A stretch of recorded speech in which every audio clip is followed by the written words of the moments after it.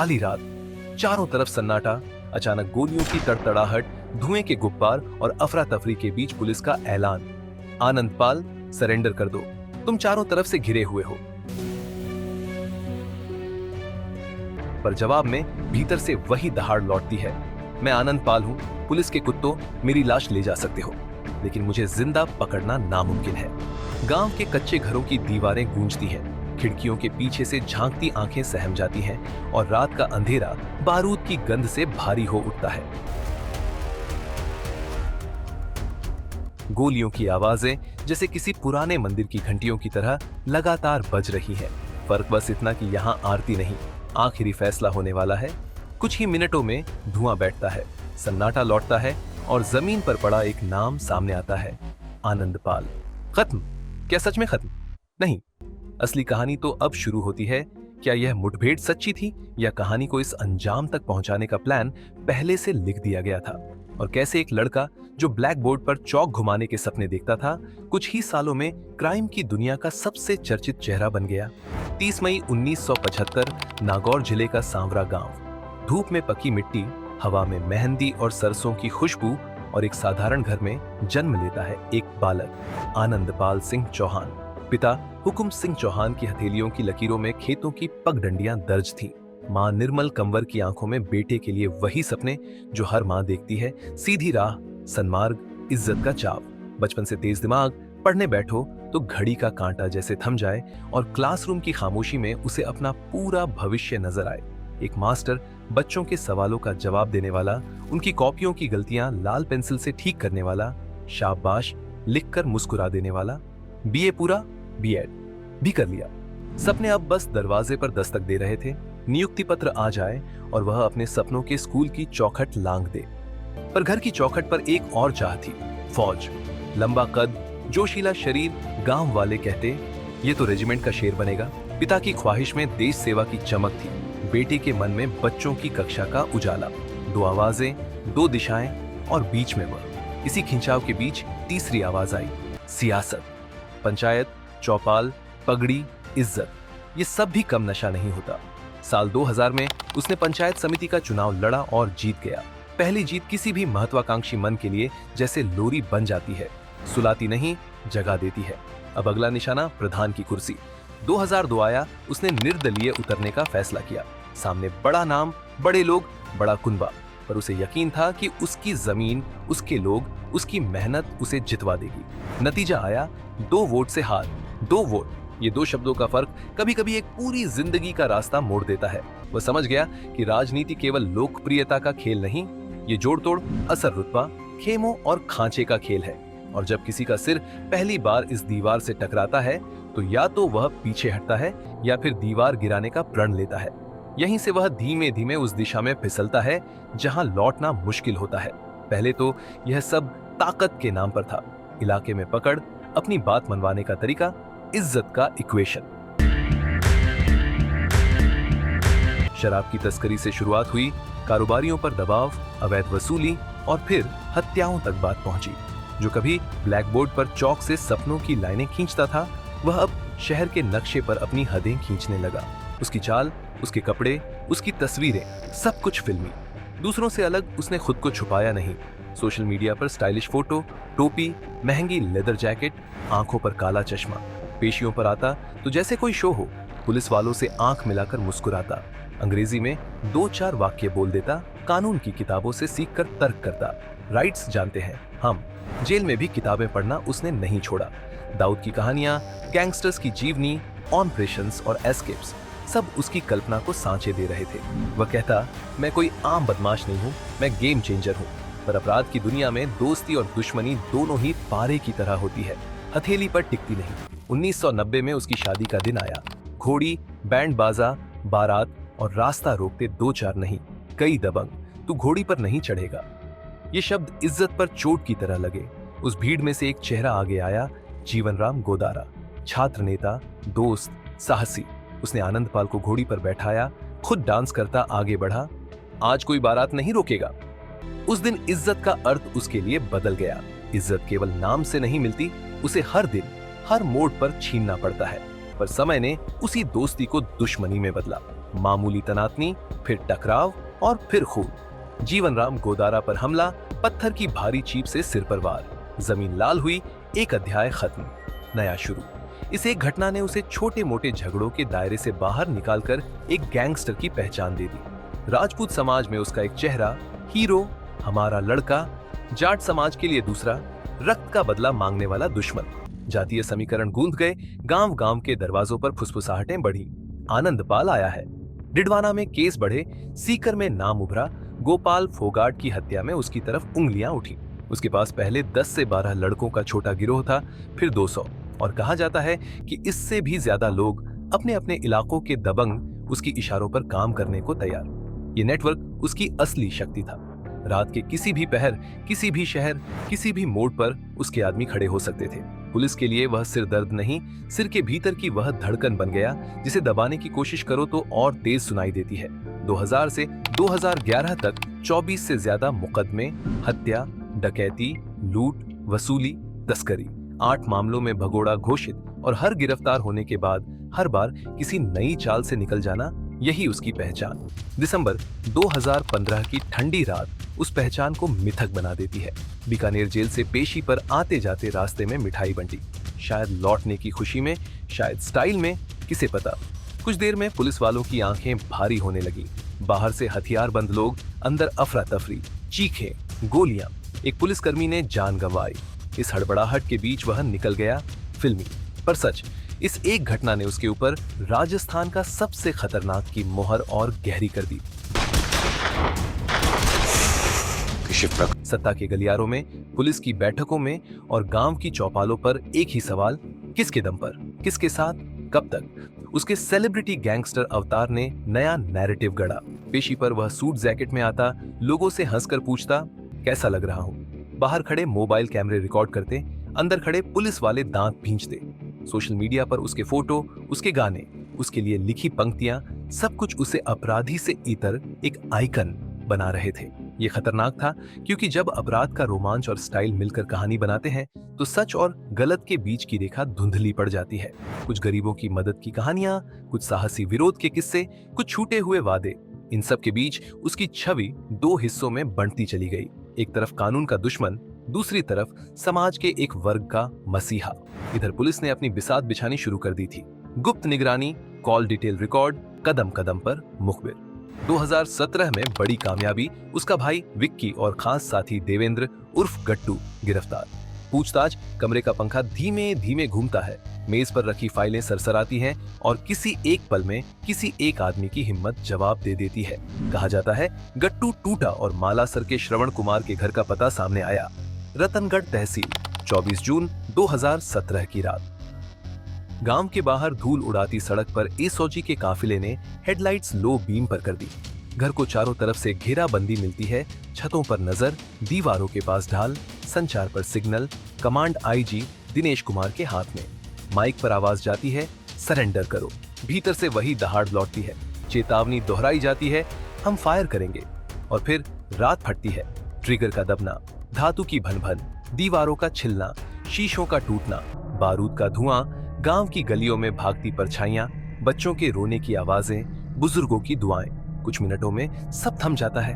दरवाजा तोड़ा जाता है, फर्श पर खून, दीवार पर निशान, हवा में धूल और धुआं, धड़कने टटोलती उंगलियां, सिर का इशारा, खत्म। लेकिन क्या सच में यहीं खत्म?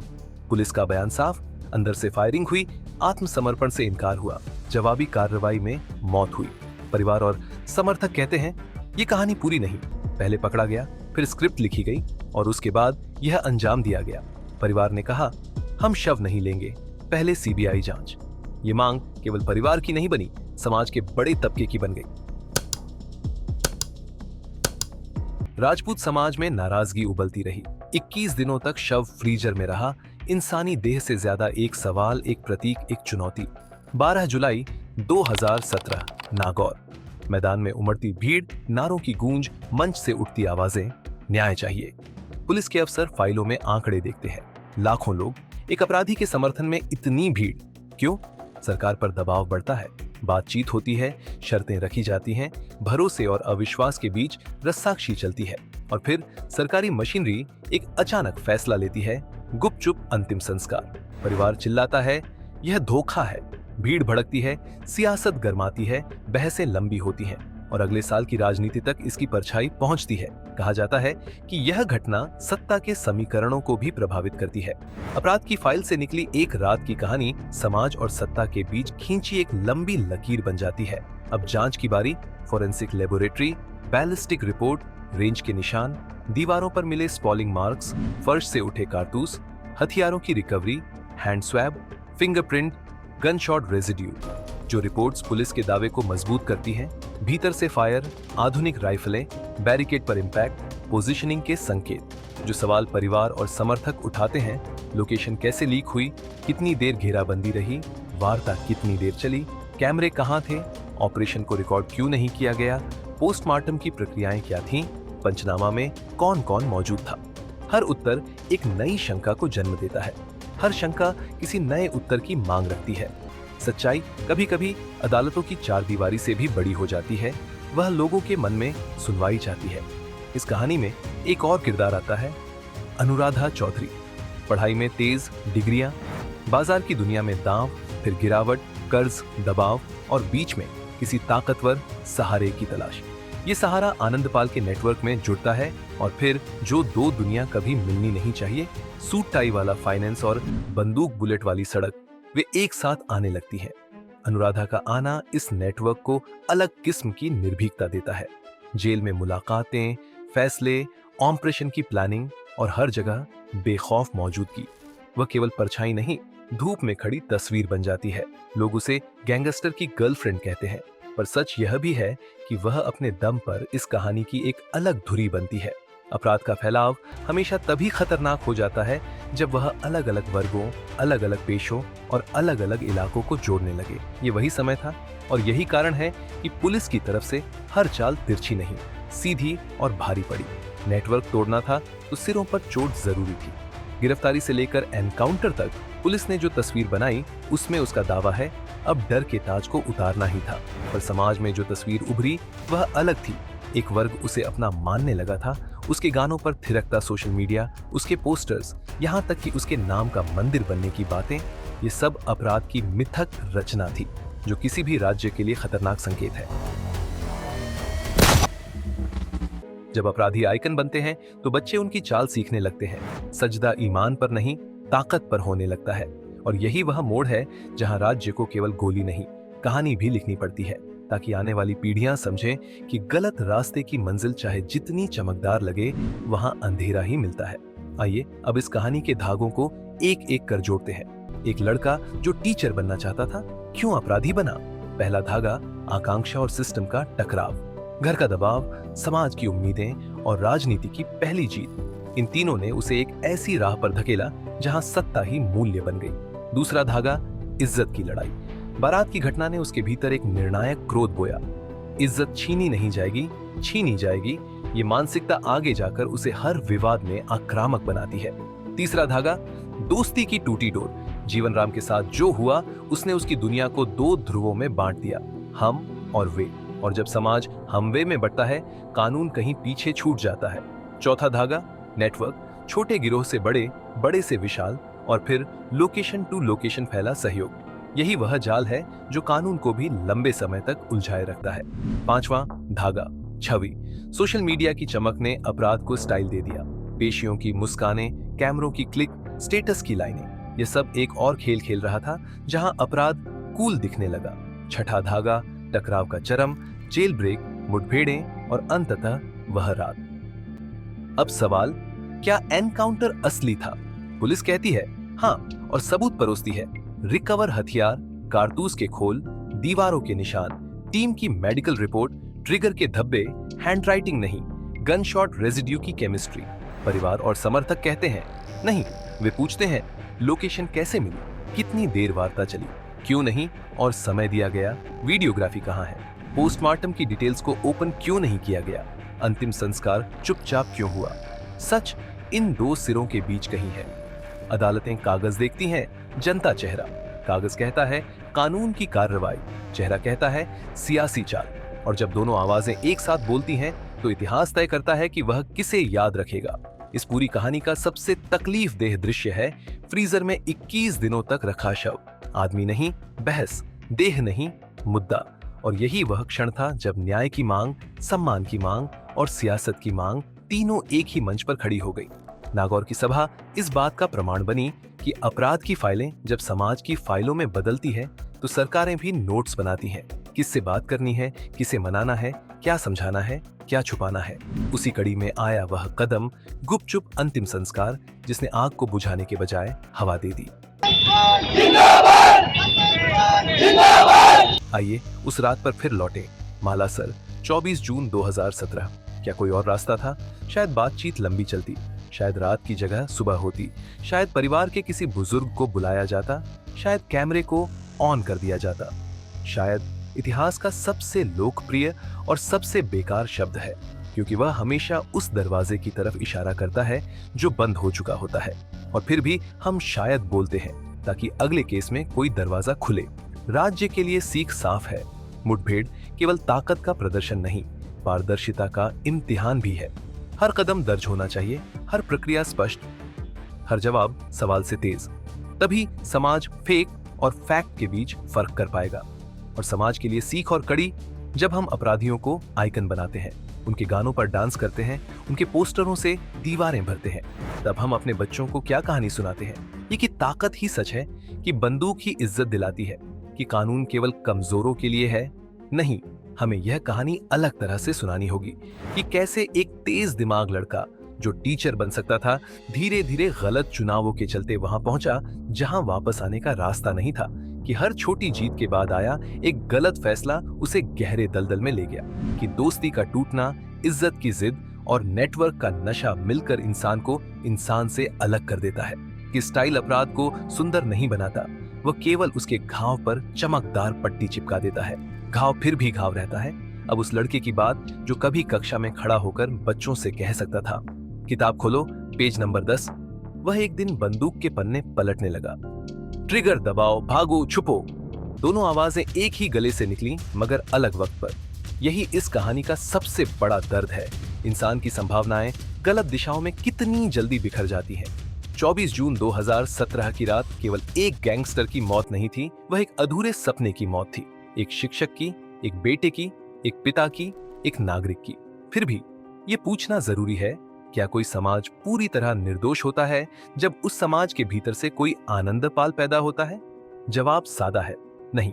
समाज को अपने आईने में देखना होगा। क्या हमने राजनीति को इतना ताकतवर कर दिया कि वह इज्जत का एकमात्र स्रोत लगने लगे? क्या हमने कानून पर इतना कम भरोसा किया कि बंदूकें न्याय का रास्ता लगने लगे? क्या हमने अपने बच्चों को इतनी कम कहानियां सुनाई कि वे अपराधियों की कहानियों में हीरो तलाशने लगे? मीडिया का रोल भी इसी आईने में कैद है।